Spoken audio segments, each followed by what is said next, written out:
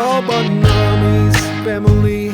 Great supportive community, close-knit caring family. We're non-judgy, blanket fuzzy, stigma-free. All but NAMI's family, friends, family, and community. We all but NAMI's family. Teacher sharing is our key. Great big thanks to you all. Hello, and welcome back to another episode of Stigma Stompers, NAMI Erie County's one and only podcast. I am one of your hosts, Abby. And I'm your other host, Janana. Today's episode is lots and lots of guests, which we love. We are talking about mental health in the workplace. So we have 4 guests, actually. We have Matt Zinna from McGill Power & Bell, which is an accounting firm. We have Andrew Dylewski, who's our board president, and Jayme Turos from Erie Insurance. They have a MeWe cohort, but I'll let you hear more about that from them. And Stacey Bruce from Marquette Savings Bank. And all 3 of these organizations we have done programming with, whether it's presentations or mental health first aid or tabling. We work with all of them, and it's lovely. Yeah. So stay tuned and enjoy. Today we have Matt Zinna here with us. So Matt, if you want to take it away and introduce yourself and where you work. Sure, thanks. Well, my name is Matt Zinna. I'm a partner at McGill Power Bell & Associates. I've been a partner for coming on 6 years now. I've been with the firm, or iterations of the firm, for about 10, and worked in public accounting since 2005. Wow. Awesome. Yeah, Cool. That's amazing. Thank you. Yeah. Okay, so can you share a bit about your role in the accounting firm and what a typical day looks like for you? That's interesting. So as a partner, you kind of have a variety of responsibilities, and certainly that's going to be client specific initially. It's kind of like how we monetize what we do. Yeah. But, there are a lot of tentacles to my role that aren't specifically client related, so I'm one of the partners that's responsible for audit department. And so, we have, maybe 20 people in our audit department that we have to manage on a day-to-day basis that have a variety of responsibilities from a client perspective and have a number of engagements going on concurrently. So we work on NAMI's one of our audits that we work on, just finished that last month. But this time of year is a little bit, pretty condensed in terms of the number of engagements we have going on at the same time. I think this week is the first week I've had since the beginning of January where I've been going to be in the office the whole week. Most time I'm bouncing around between engagement to engagement to make sure that each of my teams are kind of tending to the clients that they need, or if they have questions throughout the engagements, I try to work with them. And, the other side of that is trying to, build and maintain the relationships I have with the team. So that's an important part of the job.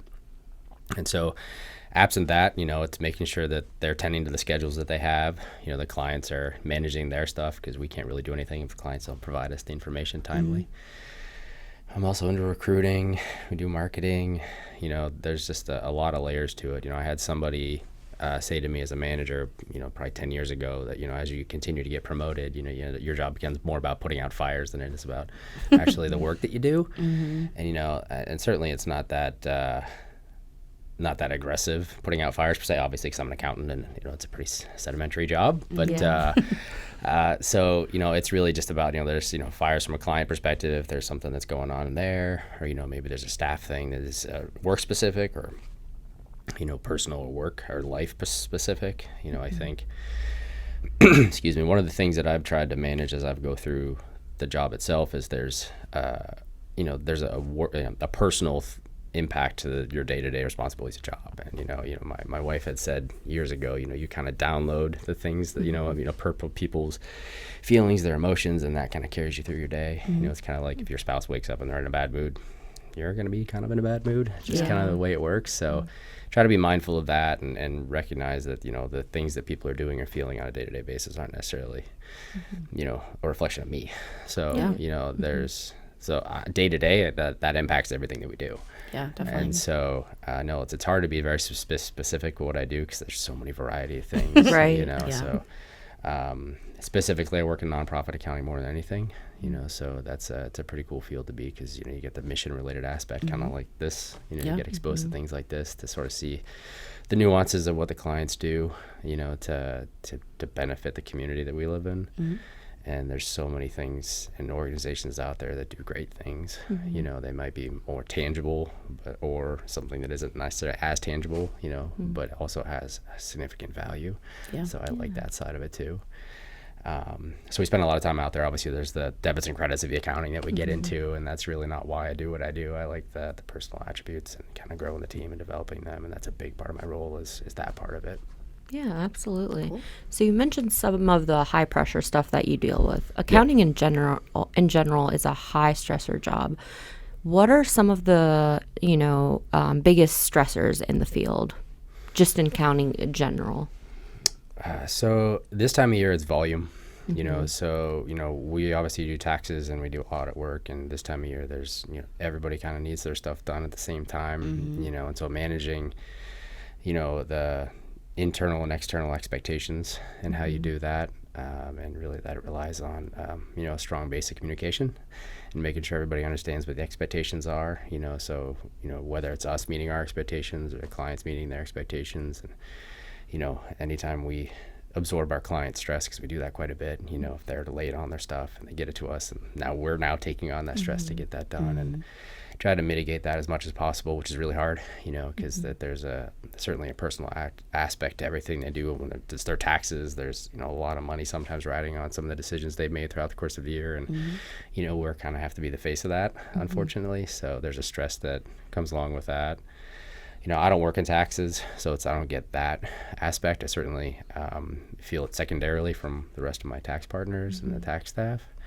From an audit side, again, the hardest thing is volume and trying to make sure that there's a balance there, because you have, a lot of the individuals that work in these organizations have such a strong passion for the mission, and that drives everything that they do. And sometimes, the day-to-day iterations of accounting may not be top of mind for them. And I certainly get that, because there's certainly more important things than trying to get your bank reconciliation done, from a programmatic perspective. So that ripples into some of the stuff that we get into as we're going through our work, and, trying to get it to a point where, we can provide a financial statement at the end that is clean and provides, your users, which are the people that are going to be donating to you or granting money to you, a product that that they can make sound decisions on when they're giving you any funding. Awesome. Thank you. Yeah.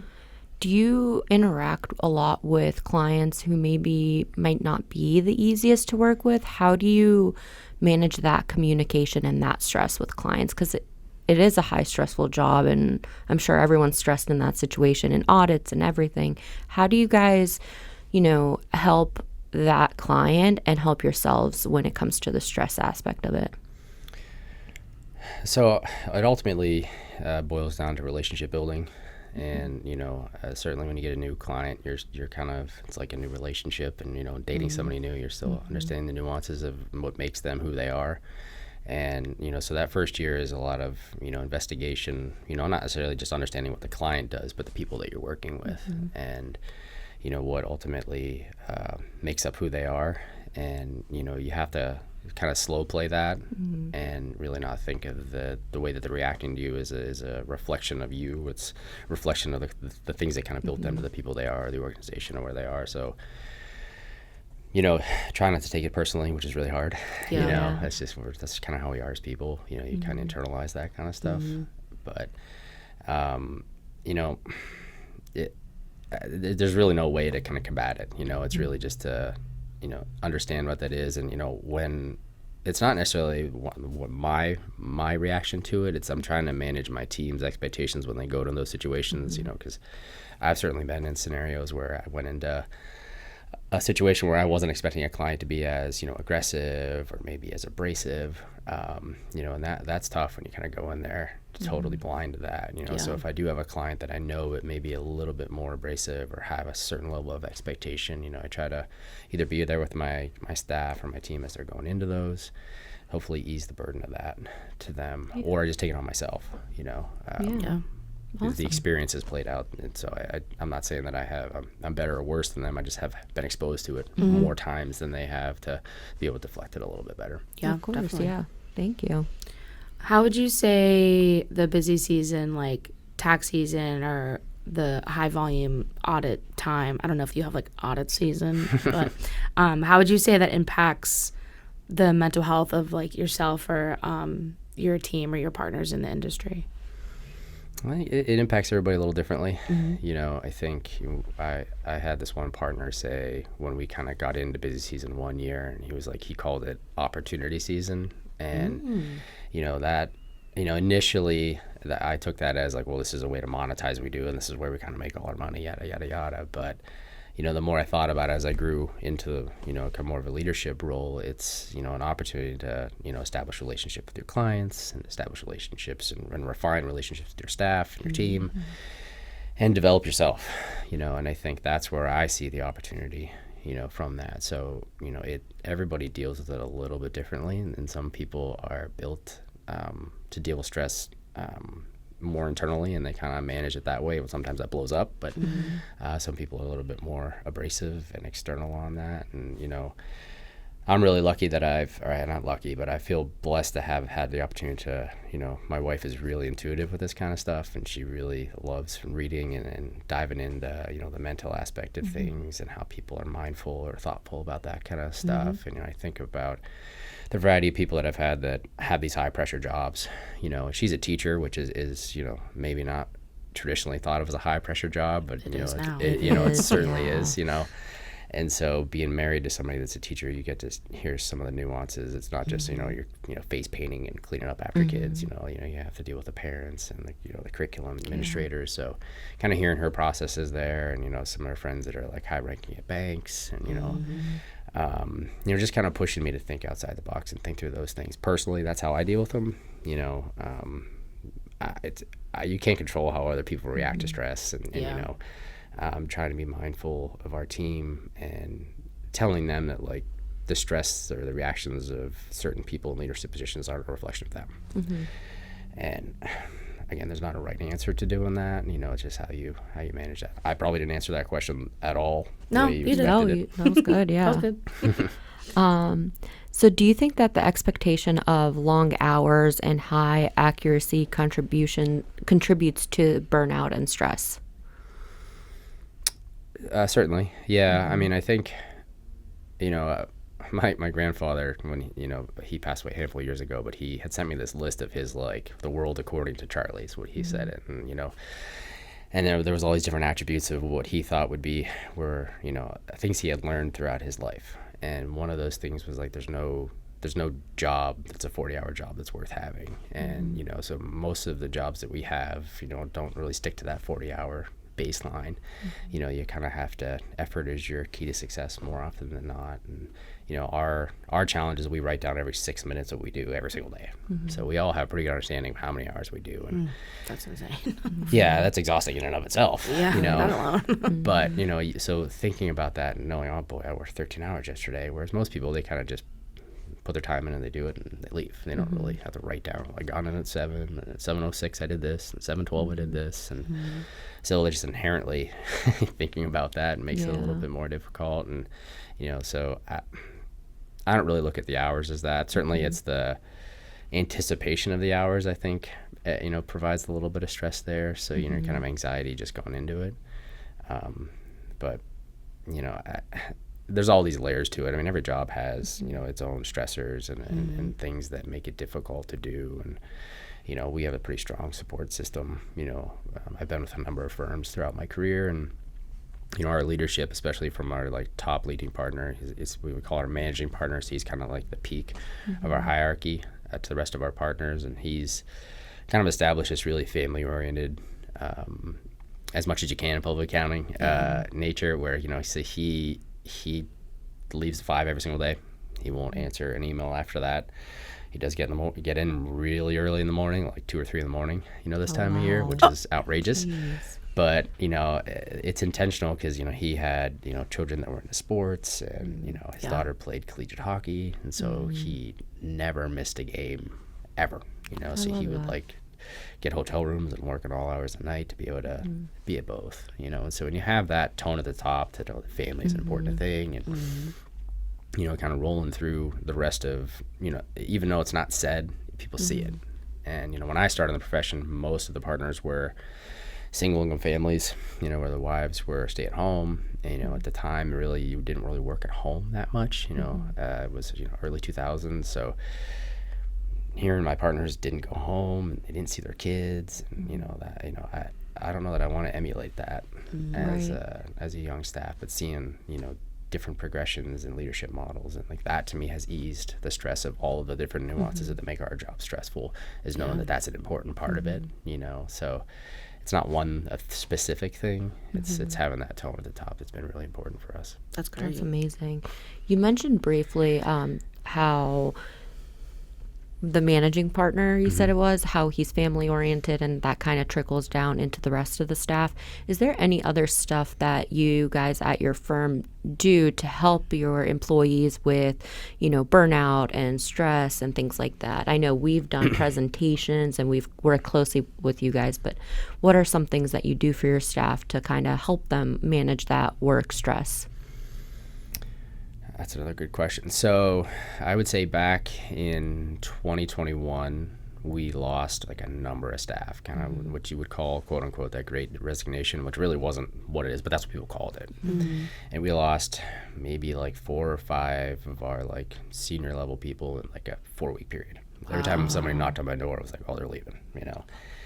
And there's layers to why that actually happened, but, you know, at the time it was, you know, a little bit, it set us back quite a bit, you know. And so our managing partner, his name's Dean Fair, he established what we call like an employee engagement committee. And his parameters of the committee were, I want every single idea that you can think of that, one, makes our firm a great place to work at, or things that we could be doing to make it better. You know, what are we missing here? And so he established, you know, I had to lead that, and then we had, I don't want to say I led it, I was the point person. You know, we kind of had a number of people at my level that were leading it, but I was like the liaison, if you will. And so there were people at all different levels. We have 5 different offices, so we had people at each of those offices and each of the departments and different experience levels. And we kind of had this group think where we just kind of threw everything at the wall, crazy ideas. And then we had present what we thought were the least crazy of the crazy ideas, I guess, to the partner group, and to sort of see what we could do to make the firm better. So after busy season, from like Memorial Day to Labor Day, we had half day Fridays, you know, as like a recognition of, you know, kind of all the work we do during busy season. And, you know, so we give our team effectively 4 hours of PTO every Friday during that time. And so one of the ideas we threw was like, well, why don't we just close the office in entirety on Fridays all through summer? You know, we'll still give you the 4 hours, and you have to make up those rest of the 4 hours rest of the year, but like there's no expectation anybody's going to come in on Fridays.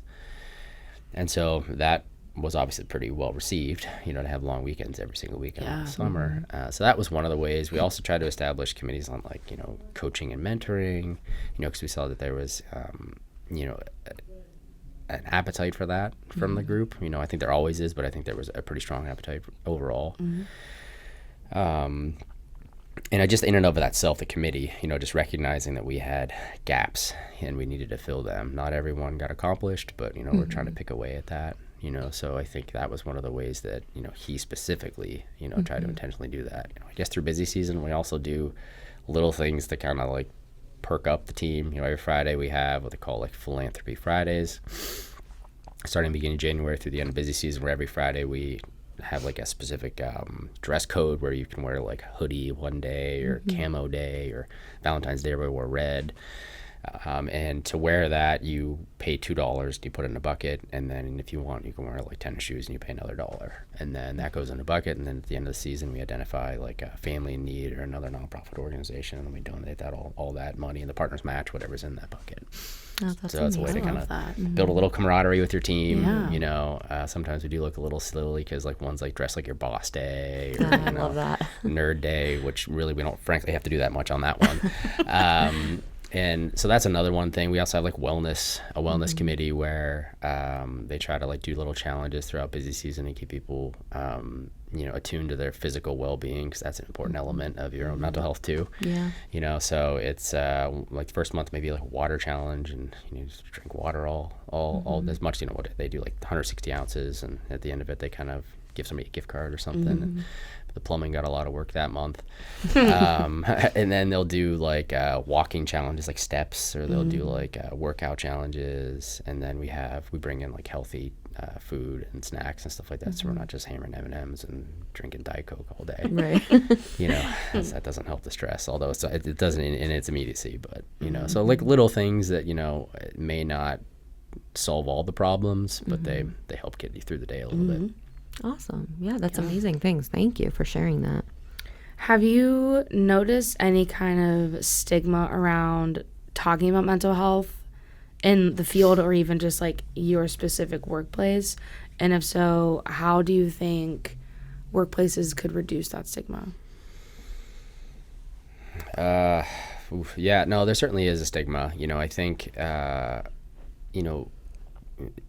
the new generation that's kind of coming into the workforce is really attuned to that, and I think that's really been beneficial to us. Every year we hire anywhere from 2 to 5 people, depending on how many spaces we have, and what I've found is they have, not only have they experienced anxiety at kind of a higher rate than a lot of the other generations for whatever reason, whether it's they're actually experiencing a higher rate or they have a better sense of it, and they accept it, and they are recognizing that there are avenues to redirect that, or at least get help with that, versus I think most other generations kind of buried it, my generation included. So, I think part of that is the fact that they bring that to the forefront more frequently than what I've been exposed to. And, again, going back to my wife, she has like a really good sense of that. I think, she working with kids, and she's a 4th grade teacher, so she sees it, day to day, so it's certainly very present in her life. And, we have a 4th grader now, and, she was a COVID baby, she was in kindergarten, right, first year of COVID. And, that's kind of your social outcoming, or upbringing, if you will. And so that was where she struggled with that. And she's a feeler, and, so we have her in therapy. She meets with a child therapist, and, I think I initially struggled with that because that had a really negative undertone, when I grew up. And even like when we brought it to our parents, it was, oh gosh, is she okay? What's wrong? No, it's like, no, like she has a gap, and we know that we can't fill it for whatever reason, not because we're not mindful or thoughtful enough, but she needs an avenue to talk to an adult that isn't us, and kind of a liberating opportunity for her to just say whatever she wants, and the therapist can then drive her to, not necessarily drive her to a conclusion, but at least maybe recognize the things that she's doing. And so that's been helpful for me too. It's just like have her not only being really open to that, and I can't tell enough people about how important and beneficial that's been for her. Even just like today, for instance, like she was one of those people that like she would just get totally sidetracked by very little things. And she got soap in her eye yesterday when she was in the shower, and it just totally threw her off tilt for the whole morning. And this morning she came and she's like, well, do I have to take a shower? I don't want to get soap in my eye again. And I'm like, boy, a year ago, she wouldn't have stepped anywhere near that shower. And today she just kind of was like, yeah, I was afraid of it, but I kind of went in and just did it. And, that was a really big moment for her, at least in my mind. She didn't really recognize it as that, but like she's grown so much because of the work she puts in and talking to that. So, I think that's been an important element of it too, having those younger group in the workforce and giving them an opportunity to vocalize that and being okay with it is a big thing. I think our partner group is much more open to it than they were a handful of years ago, because we do talk about it quite a bit. Maybe whether that's I start that conversation or not, but I think our partner group is definitely more attuned to the nuances of that, and we're still learning how to deal with it. But I think just the recognition is an important element too. That's amazing. Yeah. Thank you for sharing that. How do you and your colleagues support one another?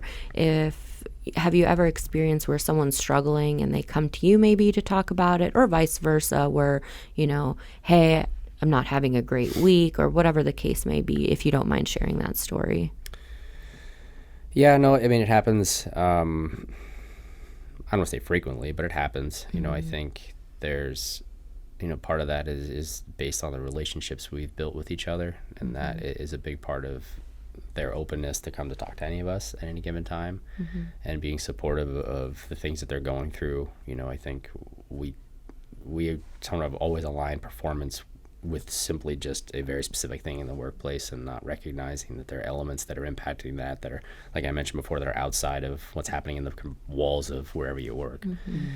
And trying to recognize when people are feeling that way is an important part of it. There's not necessarily a specific thing that goes on at any given time, but the hardest thing I think that people in our profession deal with is you have a tendency to have a variety of bosses all working for them at the same time. We have 4 audit partners in our Erie office, and our staff is probably going to be working with each of them concurrently. So we all lead differently. We all have different expectations. We try to have similar expectations, but we all grew in experientially in a different world, based on who led us at any given time. And so they struggle with not having kind of a black and white perspective on that. So, well, this person likes it this way, or that person likes it that way, and that can be really hard. We all communicate differently, so especially new in your career, you've not really established an experience to know that that's normal. And so they struggle with that, I sense, a lot. And I try to help as much as I can, but I don't know, by helping I'm actually hurting sometimes. You know what I mean? Yeah. You ever heard of the author? She's a podcaster now, Mel Robbins. Have you ever heard of her? No. She has this book that she released I think it was about a year ago. It's called Let Them Theory.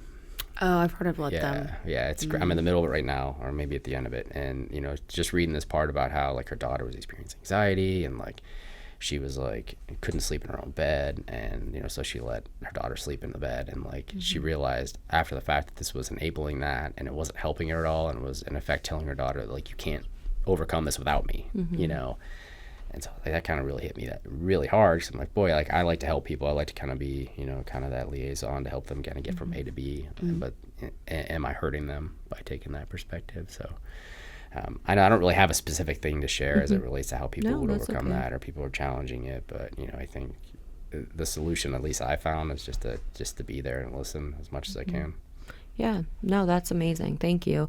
I know one thing we've discussed multiple times on the podcast is how sometimes we want to be that problem solver and fix whatever is going on, but sometimes just being there to listen is all that matters, and you don't necessarily have to be the fixer. So I'm glad you bring that up. Thank you. Yeah, it's interesting. I last year, at the beginning of the year, I was I want to read a book a month. I was never really a big reader. I want to read a book a month and see if I could do that. And I try to do read leadership books, or not necessarily self-help, but more of things that are more intuitive, as opposed to a biography or something like that. And so what I'll do is, if I see a quote, I'll write it down in my notepad on my phone. And one of them was something along the lines of somebody comes to you with a problem, there's 3 things. It's are you looking for me to solve it? Are you looking for advice? Or are you looking for me just to listen? Are you looking to vent? And I think I was just last week when I heard that, so I haven't really had a chance to implement that. But I'm hoping to kind of put that in place, because I think my initial reaction is just to go and fix the problem. Yeah. Maybe that's a male thing, but that's kind of how I've always been built. But I think some people just want to talk through things too. Yeah. Honestly, what I've learned is a lot of the times, if someone can talk it out to you, they end up solving it while talking to you. They figure it out. Yeah. So I just want to get it out. Yeah. And then they come up with a solution. Yep. Themselves. Yeah, it's funny. That Mel Robbins actually talks about. She calls it the 5 why theory. And so she'll say, when somebody comes in, you ask them why, they go into it, and then you ask them why again, and then they go deeper. And it's they're kind of it's that movie Inception. They keep on going in the different layers of it. And so by the time you're at the 5th why, you kind of get to the root of why they're really upset. And she gives this example of this wife going into her house and seeing her husband sitting on a couch drinking a beer, eating chips, just kind of ignoring everything going on in the house, and she's it really frustrated the heck out of me. And so she's well, why did it? Well, I want some help, and he's lazy and this, and then she kind of went deeper and deeper, and then at the end of the root of it was she just wanted him to be healthy and didn't want to be without him, didn't want to see him pass away because he wasn't healthy. And that was the base of all of that frustration that she had, even though from its face it was just that he was on the couch drinking a beer. So it's like, to your point, like, just let people, kind of let the waterfall go from a verbal perspective, and sometimes that comes as a physical perspective too. But Yeah, absolutely. Let's see. What advice would you give to someone in your field who might be struggling with their mental health but is hesitant to seek help? Well, I think, like I mentioned before, I think, fortunately, I think either you think of the traditional accountant, kind of the green hat and the suspenders and kind of like just kind of focusing on the paper and Excel and all that. But I think that, with the new generation coming in, a newer, younger generation coming in that does have a really good understanding of that, which is like, just because somebody might be an owner or a partner or have all this experience doesn't mean they're the only person that you go to with these scenarios. I think, trying to identify who are the helpers in your firm, and we have a number of them that are really have a good radar with this kind of stuff and just can kind of sense when people are a little off. And I think it's trying to find out who those helpers are and who you can talk to and kind of let your guard down. And I don't know that I necessarily had anybody in particular throughout my career that I saw that I had that, but I recognize that that I could be that if needed. But I think not also just saying, well, he's a partner, so I'll go to him to fix my problems or whatever. It's trying to figure out who those people are. It can be your advocates, and it doesn't necessarily mean somebody that's like a superior to you or has a different ability to be a change agent. They could just be there for you. So I would just sort of just focus on developing relationships and kind of letting your guard down. And we spend a lot of time with the people that we work with, and you want to enjoy that time, and the only way you can do that is to kind of take down your guard and let them in. Yeah, absolutely. So I know we've done a presentation for you guys in the past on mental health. Have you seen any positive feedback? Are people more open to talking about mental health after having that discussion and us coming in and kind of explaining, what it is and going from there? Yes and no. I mean, I think just the fact that there was an openness to have a presentation of that context was kind of an important kind of step, for a professional accounting firm. I don't know that, at least firms that I've been exposed to, haven't really had that kind of sense for that stuff. Most of it's they try to do team building and they get like a pizza right here downstairs, which is fine, right? But to be more intentional about the nuances that you're exposed to, and kind of letting everybody know they're not alone. And I think that was a big element of that presentation that I think that people took out of, at least that's what I would want them to take out of it. You're not alone in what you're going through, and lean on each other. And I can't really say whether or not there's more of an appetite for that or not because of that presentation. But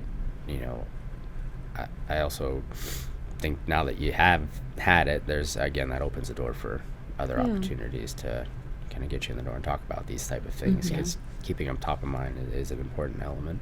Yeah, awesome. Thank you. I guess this could be our last question, unless you have anything after I ask it. What changes would you like to see in workplaces, especially high-stress industries, to better support employee mental health? Could be anything. I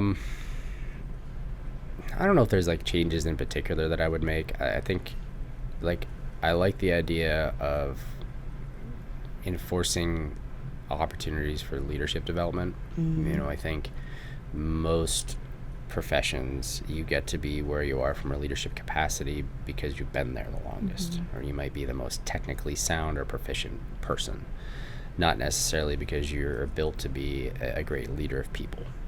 And I think how you get to be better at leading people is by investing in yourself to do that.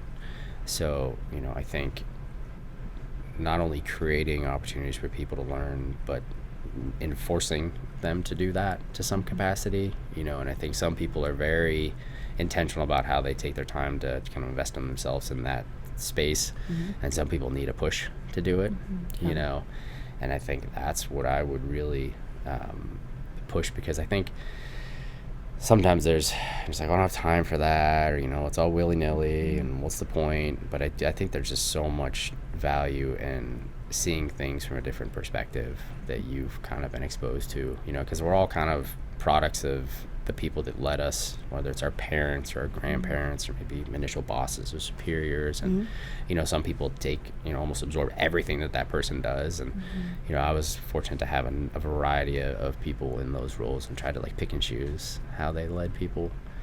And so I think getting exposed to more regular leadership and development, or even mental health type aspects of what they're doing, would be an important model of growth to kind of help in that space. Yeah, that makes sense. Yeah, absolutely. for sure. Well, thank you so much, Matt, for joining us and sharing your experiences and information about your company.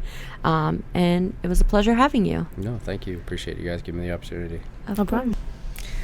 All right. Well, welcome, Stephen and Stacey. Can you introduce yourselves and explain your roles at Marquette Savings Bank? Yeah, sure. Good morning. I am Stacey Bruce, and I am the Director of Human Resources at Marquette Savings Bank. I'd like to say that Stephen and I are the brand ambassadors, not only in the community, but to our employees and our prospective employees.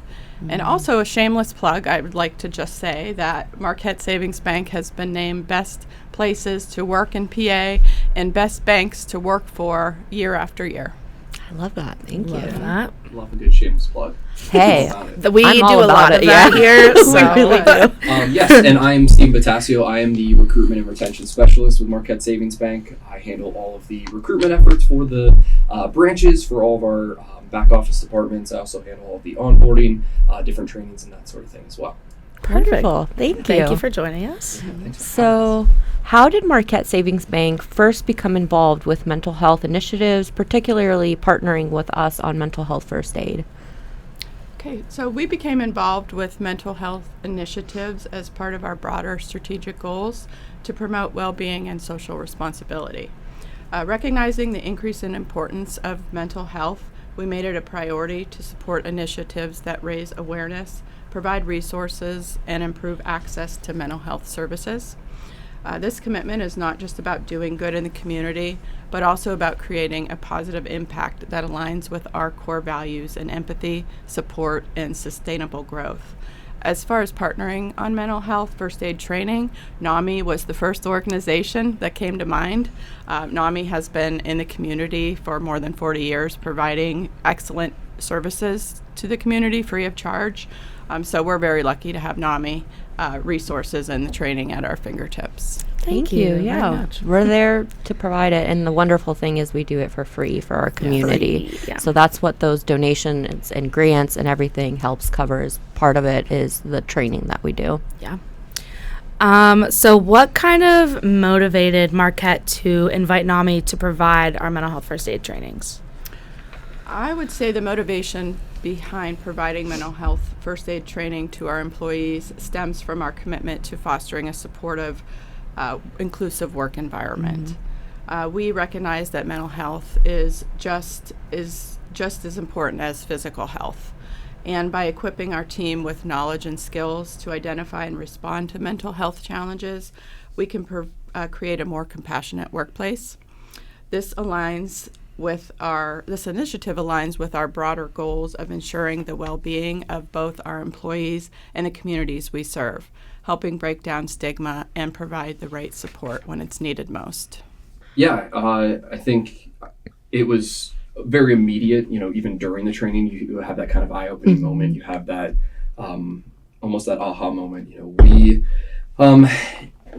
having the chance to have NAMI come in and utilize their skills, you know, having them here locally was such a big part of that, and being able to, you know, readily be available to do that and educate our employees. I think they had that aha moment of maybe they aren't somebody who is dealing with mental health on a daily basis, but maybe someone in their life is, or someone that's a coworker is, that they're able to start recognizing signs of things or start being able to identify those things that go hand in hand with somebody who maybe is having a mental health crisis. that was such a big step for our employees to be able to start recognizing. And I think that's really the first step in taking the leap into the training and the development of how to be more conscious of mental health in the workplace. Yeah, especially you guys deal with, at a bank, you deal with clients and customers, and you never know what someone comes in with. So that's something that we tell people when we go in. We're like, even banks, something you might think, well, why would they need mental health first aid training? But you interact with clients, different customers, someone can come in. So you just want to know how to, approach those situations. So thank you for having us. We appreciate it. Yeah. Do you believe that mental health is just as important as physical health for your employees, and why? Yeah, I think if you are empowering your employees to seek assistance and treatment, you're giving them the resources. You not only can positively affect the workplace, but also that life of the employee. Providing resources and trainings for employees to utilize if and when a mental health crisis were to come up, whether it is a customer, whether it is themselves, a coworker, that kind of allows them to promote overall better health and wellness in the organization. Simply put, at Marquette, we want to be there for our employees. We want them to stay healthy, stay here, and be employed with us and retire here. That's something we take a lot of pride in, and have a lot of employees that come on board with us and stay. And I think a lot of that comes to the attention that we give to our employees and to our customers and our community. And you add mental health into that, and us taking that leap, as I said before, we are showcasing even more that we're this open organization, that we want to talk about it. We want to care and show that level of care. As a financial institution, we want the benefit side of it as well on our end of it. If our employees are healthy, we are managing our overall healthcare expenses. We are allowing our medical insurances and premiums and all of that, the accounting and numbers side of it, that all looks good as well, which is still, important to an organization in growing and being able to make a profit. But having our employees that are in good physical health and good mental health allows them to do their job fully and successfully day in and day out. Even from an HR perspective side of things, we don't have workplace injury because people are in good physical health, because they're making the right, food choices, they're making the right exercise choices and doing all of those things and taking care of themselves. There was actually a study that I read by the American Heart Association that actually talked about how on average, untreated depression can cost a company upwards of $10,000 just in absenteeism, lost productivity. And that for an organization is huge, especially as one, we've been around going on 117 years now, here locally in Erie, headquartered. Erie and Crawford County is where we've been. And $10,000 is a lot of money. We're not a huge organization. I wish I had $10,000, but it's a lot of money, and to lose that just in one employee going through something. So why not, take that same step that we'd approach physical health that we do for the mental health side of it. Yeah, I love that. Thank you for sharing. What feedback have you received from staff regarding the mental health initiatives you have implemented? So the feedback that we've received from employees regarding our mental health initiatives has been overwhelmingly positive. Many expressed gratitude for training and resources that we've provided, noting that they feel more supported and equipped to handle the mental health challenges, both personally and among colleagues and customers. Employees have also shared that the initiatives have helped create a more open and understanding workplace culture where they feel comfortable discussing mental health without fear of stigma. Overall, it's clear that these efforts are making a meaningful difference in promoting well-being and building stronger, more supportive teams. And we plan to offer more NAMI trainings in the future. Awesome. Perfect. Thank you. Love to hear it. Okay, so beyond mental health first aid training, what kind of ongoing mental health supports, resources, or even policies or practices have been put into place to support mental well-being at the workplace? Okay, we have a lot of things that we offer our employees in regards to this. First thing would be we offer flexible work policies, such as remote work options to help employees balance personal and professional commitments, reducing stress and promoting a healthier work-life balance. And for those employees that are customer facing in our branches, they obviously cannot work from home, but we do provide them with work-life balance days each year so that they also have the ability to balance personal and professional commitments. We also encourage our employees to take their sick and vacation time as needed. This would allow the employees to recharge and address their well-being without added pressure. And then we do offer an employee assistance program that's available to our employees at no charge and their families as well. This is for support with mental health challenges, stress management, and personal issues. We provide ongoing mental health first aid training, of course, for our employees and managers. And then we also have awareness campaigns, webinars. We do an annual health and wellness fair. We conduct that stuff regularly. We offer programs that promote overall well-being, including fitness initiatives, mindfulness sessions, and access to wellness resources designed to help employees manage stress and manage their mental health. Managers are also encouraged to have an open door policy promoting open communication and allowing employees to feel comfortable discussing any mental health concerns that they may have. So we feel these practices aim to ensure that mental well-being is prioritized as part of our overall approach to employee care. Wonderful. That's Thank great. you. Yeah. In your view, why should banks and other financial institutions be equipped to handle interactions with individuals facing mental health challenges? I think in banking, in financial institutions, no 2 days are ever the exact same. Whether working on the teller line, working in the back office, you're going to be dealing with some sort of customer interaction or person-to-person interaction with a coworker. By having training needed to handle interactions with somebody that may be experiencing a mental health crisis, we can properly de-escalate the situation while still also being supportive and understanding of what the customer may be going through. Mm-hmm. We all have bad days at the end of the day, and there's just maybe happens to coincide when they need to come and make a deposit or do a withdrawal. And I think that also stands true from the employee perspective. When we have bad days at work, not that it's necessarily our coworkers' jobs to make our day better, but being able to notice maybe somebody that is having a mental health crisis or are showing those kind of signs, it allows you then to hopefully be there to be helpful if they want and choose to receive that. Awesome. Yeah. Thank you. Can you give us an example of how understanding mental health has improved client interactions or customer service in your bank?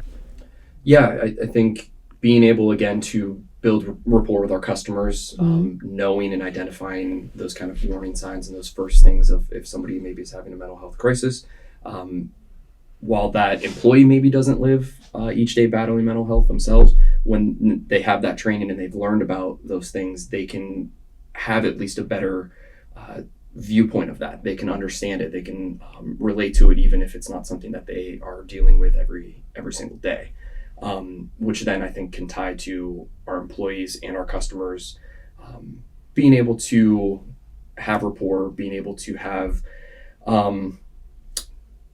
just an overall better connection. At Marquette, it's an important focus for us that we're not just looking at our customers as an account number.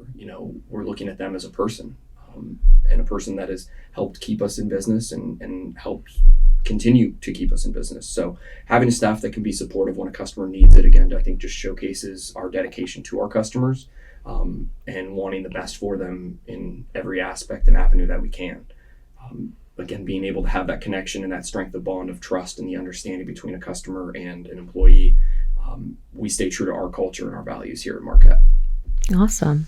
I like that you said you don't see the customers just like another account number. Mm-hmm. And I think that translates over to an employer just seeing that their employees as employees and not people.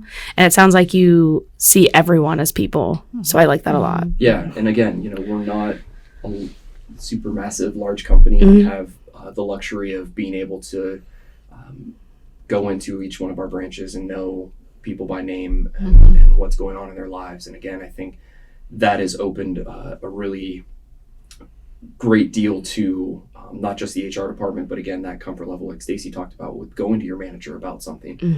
You're working with these people sometimes more than you even see your own family. Yeah. So as cliche of a term of, it's a family mentality at Marquette, it truly is. And it's a place that we strongly encourage to have those conversations and to be open, because we want you to enjoy coming to work. We want you to feel like you have support, whether it is something that you're going through or you're just having an off day. We have managers and staff that oversee employees and want to make sure that they're enjoying work. And again, that's how we get people that stay here 30, 40, 50 years. Is being able to build that relationship and just let it bloom and blossom.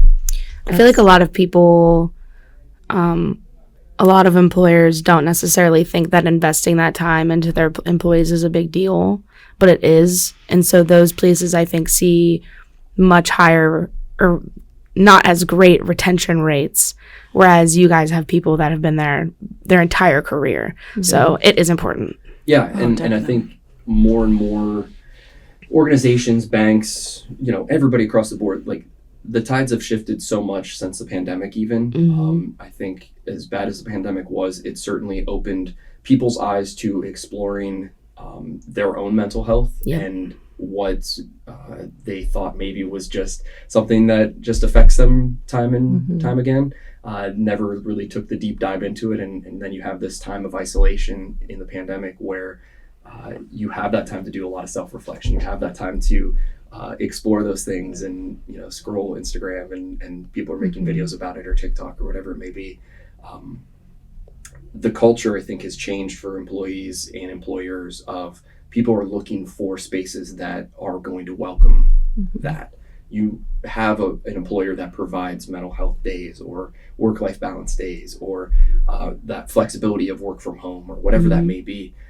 That impacts a lot of our employees in a positive way that makes us a place that people want to stay, and again, that's for, potential employees as well. Look at our organization, and when I sit down and talk with them, in an interview or over the phone, that I talk about those things because that is important to a lot of people, especially this younger generation that's coming up, that, they want that flexibility, whether it is, maybe it's a nice day out and they want the flexibility to just work from home, sitting out on their back deck. Cool. That's great. Being able to provide that is something as an employer definitely makes us, I hope, a place that more people want to come and be a part of. And you just, again, tie that to, being able to sit and work from home on your back deck while it's a nice sunshiny Erie day. Yeah, absolutely. I know. Yeah, and about that training that you mentioned for employers, they need to remember that the quote that they say, what if we train our employees and they leave? Well, what if you don't train your employees and they stay? Right, That's that is true. what employers need to think about there. Exactly. That's amazing. Yeah. Yep. So do you have any advice for financial institutions who are looking to implement similar mental health programs as your organization does? Now is the time, yesterday is the time. Mental health continues to be prominent in the workplace. Again, I think even since the pandemic, as I said before, we are seeing more and more and more of this, whether it is on social media, whether it's in real life, in the workplace, that we're experiencing it. Until more steps are taken to combat and destigmatize the asking for help side of things, then it will continue to just be a reoccurring issue. So mental health relating to the workplace can unfortunately go hand in hand, as I said, to absenteeism, lost productivity, which could then lead to write-up or termination from a job, which then could further those same problems. So it's imperative that organizations are taking the time to not only listen to their employees and their needs, but also recognizing that in offering programs like this and offering trainings like this, they can be helping build a culture that people want to commit to be a part of. And I think, again, the bigger picture of that is the retention piece of it, is that we're investing in our employees early on and from day one, that they know we have that commitment side of it that makes it so much easier for them to also want to commit. Yeah. Thank 100%. you. Yeah, absolutely. A final question for you guys. Looking back, what has been the most significant change in the workplace culture since introducing your mental health initiatives? For me personally, I think taking that first step and again being in that NAMI training and having a lot of those eye-opening moments for people and seeing that across the room. Whether it is people that are diagnosed or undiagnosed, or maybe they have someone in their family or whatever it may be, having that first step in those trainings and helping those beginning stages start to form and build that foundation that we can then build upon as an organization for further trainings, it just builds that culture and that environment of openness and understanding. And for those who aren't necessarily dealing with a mental health condition, the training then opened the door for them to see and hopefully begin to understand what other people are going through and have that empathetic side of it. I believe, again, we're seeing more positivity with our employees, and more are now willing to ask a coworker, like, hey, are you okay? Do you want to talk? And start that dialogue. Yeah, I agree with Stephen. Additionally, we've seen a rise in collaboration between teams and leaders, with more emphasis placed on well-being, work-life balance, and personal growth. This culture transformation has not only enhanced employee morale, but also improved productivity and overall engagement within the bank. I love That's that. great. Yeah, if you take care of your employees, I mean, they will want to stay because not a lot of places have that accepting and, helping them grow and just making them, like we said earlier, feel like a person. Right. So, yeah. I'm going to plug mental health first aid while we're talking about it. It's normally a really expensive program, actually. We offer it completely free of charge because we have a grant. So we can offer adult mental health first aid, which is, I kind of call them CPR for your mental health. It's kind of similar to CPR training, like what to do in the event of someone physically having an ailment. This is like the mental aspect. And we also offer youth mental health first aid, so that teaches you how to handle a situation with a child. I think it's like up to 21 or something like that. So yeah, free of charge. If you want more information, go to NAMIErie.org. Yeah, absolutely. Yeah. All right. Thank you both so much for joining us and explaining what your organization does for your employees. We truly appreciate it. Yeah, thank you for having us. Of course. Thank you both so much for joining us today. We truly appreciate you taking the time to share your company's experience. To start us off, can you tell us a little bit about yourselves and your company and what you do? My name is Andrew Dylewski, and I am an investment analyst responsible for overseeing Erie's public equity portfolio. Awesome. Hello, and thank you so much for inviting us to speak with you today. My name is Jayme Turos, and I am a benefits analyst at Erie Insurance. In my role, I work closely on the mental well-being initiative and also with employee benefit programs. Awesome. So Erie Insurance is headquartered right here in Erie, PA, and is a distinguished insurance provider with a proud legacy of service. We employ over 6,500 dedicated professionals and collaborate with more than 14,000 independent agents to offer comprehensive coverage, including auto, home, business, and life insurance. To quote our founder, H.O. Hurt, Erie's purpose is to provide our policy holders with near-perfect protection and service, all while maintaining affordability. Beyond our commitment to excellence in insurance, we take great pride in fostering a supportive workplace and actively investing in the well-being of the communities where we live and work. Perfect. Awesome. Thank you so much. And for those watching that aren't too familiar, Andrew Dylewski is actually our president on our board. So thank you for both of you joining us here and sharing your expertise, especially with you, being part of our board. We truly appreciate it. Yeah, happy to be here. So what kind of inspired Erie Insurance to prioritize mental health in the workplace? Yeah, I can take that one. So at Erie, we think it's really important to pause and ask ourselves, are we doing enough in this space? And we realize that Erie really does provide a tremendous number of resources to address mental well-being, but employees maybe weren't always aware of how to access them or what was available. So we did want employees to know how common mental health issues are and essentially that they're not alone. Most of us do have someone in our life that's struggling in this space, whether that's ourselves, a family member, a friend, or even a coworker. Everyone really has been impacted in some way. Yeah, I love that you mentioned that. That's something that we've talked about a lot is everyone's affected by mental health. It can be something very little. It doesn't have to be serious, but to that individual going through it, it can be a big deal. So thank you for sharing that. One of you is also a board member, as I mentioned. Could you share what experiences have been like being part of the board and why you're passionate about mental health specifically? So I've been volunteering with NAMI since about 2017. My experience with working with NAMI has been nothing short of incredible. I personally believe that mental health impacting your life is not an if, it is a when. And NAMI provided the tools and skills needed to navigate a mental health crisis before my family went through it. I truly can't imagine where my family or I would be without you. Thank you. Yeah, I love that. I appreciate it's like it. warm and fuzzy. Yeah. Your Erie Insurance has a unique initiative called MeWe. Can you tell us what that is and how it supports employees' mental health? Sure. So MeWe was introduced in 2023, so it's been almost 2 years now, and it really started with a group of employees that were passionate about mental health and helping others. So MeWe stands for Mental and Emotional Wellbeing at Erie, but I'll give you a little bit more about the meaning behind it. The me is myself, so I deal with different challenges in life and obstacles, and we all know that life can get messy. But the we stands for that we're all in this together, and Erie is here to support our employees along the way. We do have 4 main goals of the initiative as well. So the first is to help educate employees on how common mental health challenges are. The second is to reduce stigma around mental health, also to create awareness around the tools and resources available, and lastly, to emphasize support. Awesome. Yeah, support is so essential. I mean, we can't stress that enough. I feel like everyone that we've interviewed and talked to, that has been a common thing, is having that support system makes all of that difference. So thank you. What kind of impact have you seen the MeWe initiative have on its employees, and what kind of feedback have you received? Yeah, so the impact has just been truly tremendous. When we first started the initiative, we noticed employees may not have always been comfortable talking about mental health, but today we can see they're much more comfortable in this space.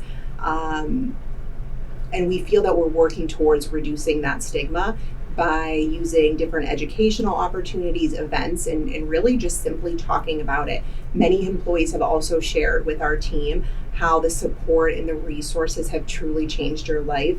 And it's so rewarding knowing that this work is truly making a difference. Yeah, absolutely. So I joined Erie Insurance about 2 years ago, and I can say that the difference is palatable. In my previous role, I lost a colleague and a friend to suicide, and I believe that things might have been different had an initiative like MeWe existed. MeWe helped open the door to conversations that are not particularly common at other organizations. The true impact can never be fully understood, but I can tell you firsthand, it is making a world of difference. Oh, I love that. I'm so sorry to hear that. That's unfortunate, but thank you for sharing that. I appreciate it. Are there any specific initiatives within MeWe that you're particularly proud of? Yeah, so our team, we have such a wonderful team, and they're so incredibly proud of this initiative and the work we do to help employees and their families. We did introduce a MeWe Champion program towards the end of last year because we are having employees always ask us, how can we get more involved? So now they can go onto our online learning portal and take a 2-level course on mental health. As part of this program, they can also sign a mental health pledge. And this pledge really helps them signify their personal commitment towards supporting the initiative and also working towards reducing that stigma around mental health. Recently, we also rolled out a mental health first aid training, and that's through the National Council on Mental Wellbeing, but also taught and facilitated by our friends at NAMI. And I can tell you the response from our employees was just amazing. What it really showed us is the strong appetite employees have for learning more on this topic. I love that. great, yeah. That's so important. Another thing I wanted to bring up, a lot of times we get people who say, well, I work at, the bank or you're an insurance agency, as you guys work at. We don't really need that, but it's so crucial because you could have a colleague going through a mental health challenge, and, having those tools on how to help an individual are so important. We always want people to know where to access those because they might not need it now, but we really want them to know where to go, especially when they need it most. Yeah, definitely. absolutely. So beyond MeWe, are there any other ways your company promotes mental health among its employees? I know you mentioned us joining you with the mental health first aid. Is there anything else that you guys do for your employees? So we do have a robust benefit package for our employees and their families.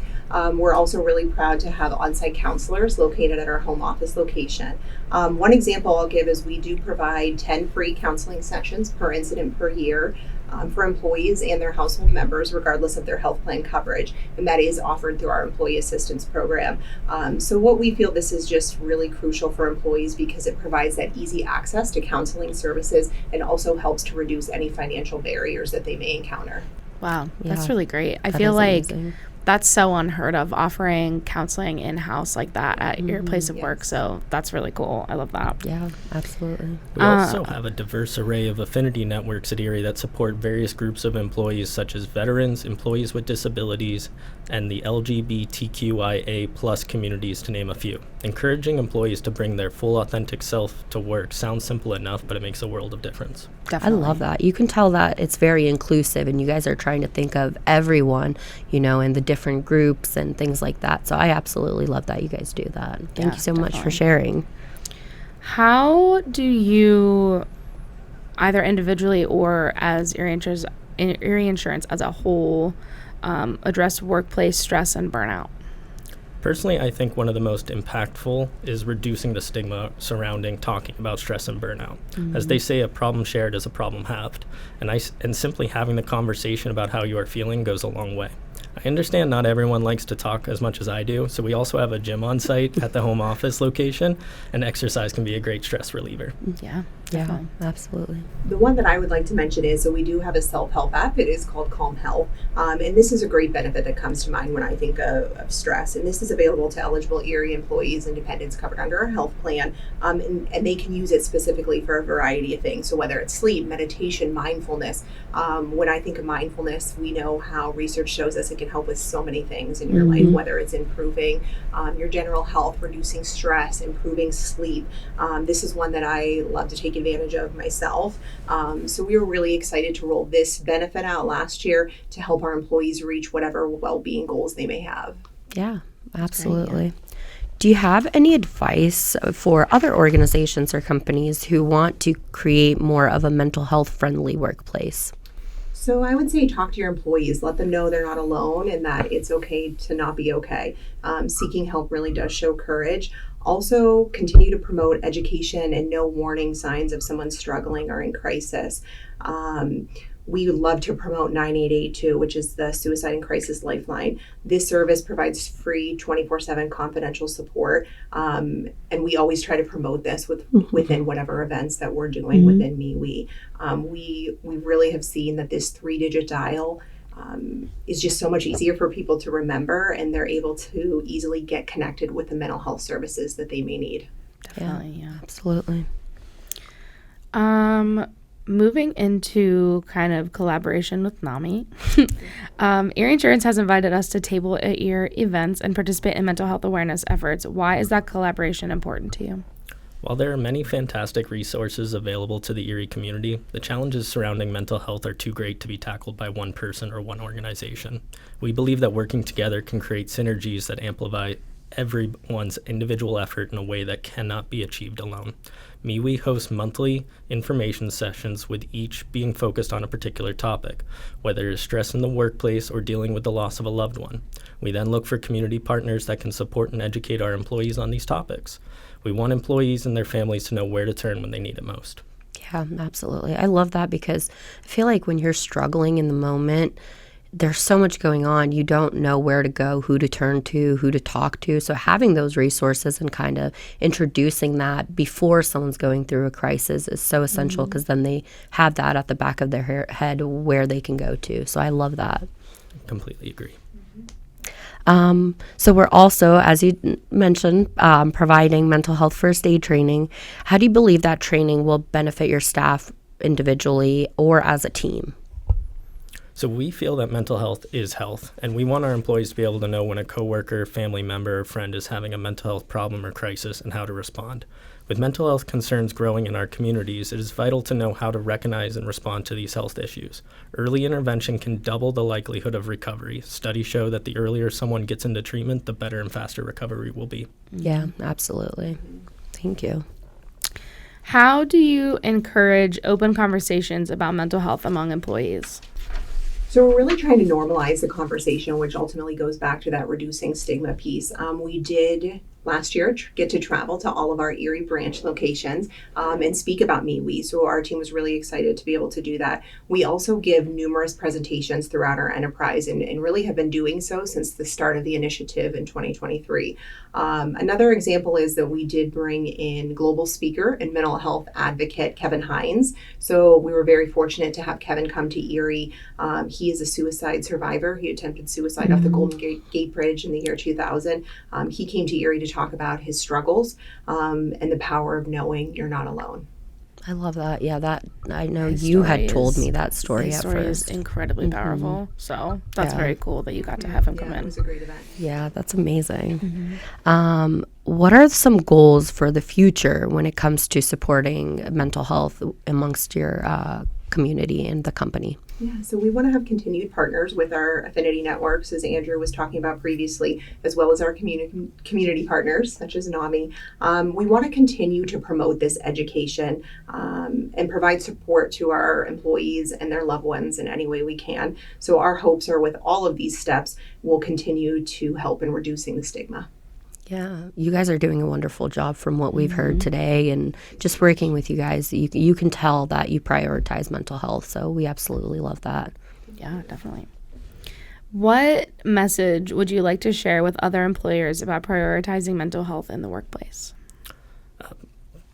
Prioritizing mental health in the workplace is not only the right thing to do, but it's a smart business decision. Whether it's through a support network, education, or bringing outside resources, it is needed now more than ever.